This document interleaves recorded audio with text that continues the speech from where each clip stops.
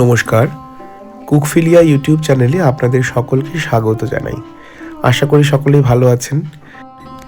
আজকে এই শীতের সময় তৈরি হওয়া একটি উপাদান দিয়ে একটা অত্যন্ত সুস্বাদু রেসিপি আপনাদের দেখাবো। পুরনো গ্রাম বাংলার প্রায় হারিয়ে যাওয়া রান্নার মধ্যে এটা পড়ে।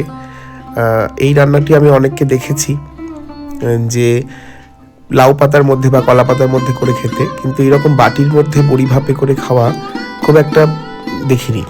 আমি এই রান্নাটি শিখেছি আমাদেরই সঙ্গীত গুরু শ্রীমতী মিত্রা বন্দ্যোপাধ্যায়ের কাছ থেকে। সেই রান্নাটি আজকে আপনাদের করে দেখাবো। আজকের রান্না বড়ি ভাপে। রান্নাটি অত্যন্ত সুস্বাদু এবং খুবই সহজ, কম সময়ে হয়। চলুন দেখে নেওয়া যাক আজকের রেসিপি।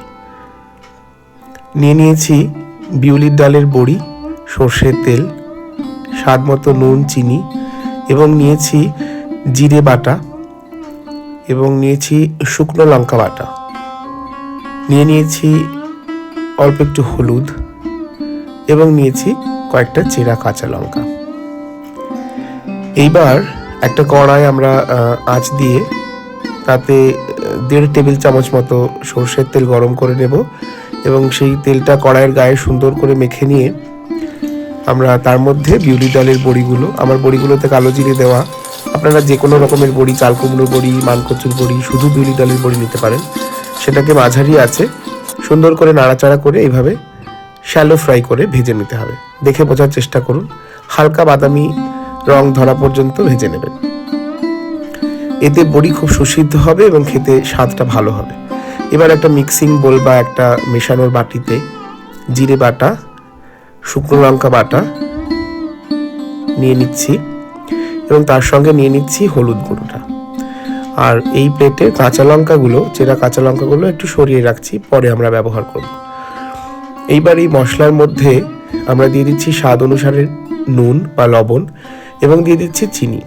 চিনিটা রান্নায় অবশ্যই দেবেন, নিরামিষ রান্নায় একটু মিষ্টি দিতে হয়।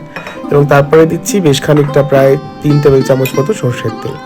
একটা চামচ দিয়ে সুন্দর করে মিশিয়ে নিচ্ছি মশলাগুলো এবং সুন্দর করে মশলাগুলো মিশিয়ে নেওয়ার পর এর মধ্যে আমরা ভেজে রাখা বড়িগুলো দিয়ে দিচ্ছি এবং বড়িগুলোকেও এই মশলার সঙ্গে আরেকবার সুন্দর করে মিশিয়ে নিচ্ছি এবং খুব ভালো করে মেশাতে হবে যাতে মশলাগুলো বড়ির গায়ে ভালোভাবে মিশে যায়।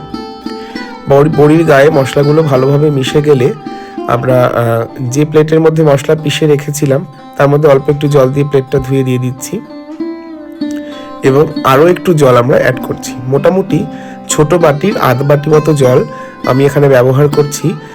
এখানে আমি 75 থেকে 100 গ্রাম বড়ি ব্যবহার করেছি।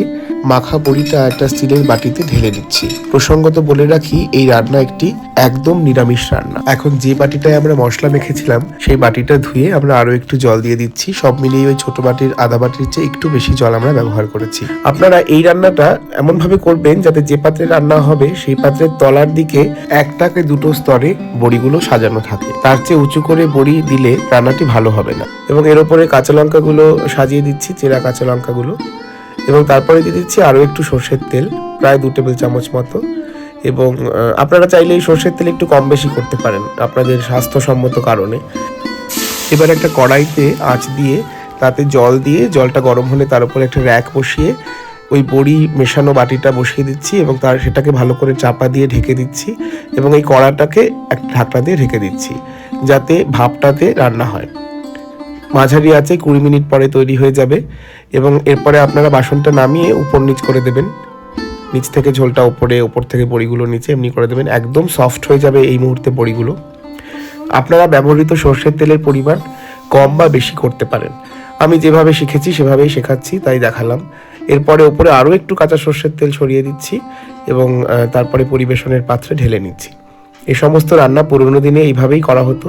সর্ষের তেল ইচ্ছে হলে কম দিয়ে খাবেন আপনারা এবং গরম ভাতে মেখে এটা খেতে অসাধারণ। আপনাদেরকে আমি রিকোয়েস্ট করবো একবার অন্তত বানাবেন এবং জানাতে ভুলবেন না কেমন হলো।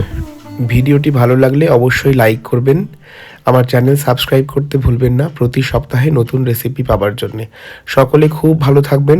অনেক অনেক ধন্যবাদ।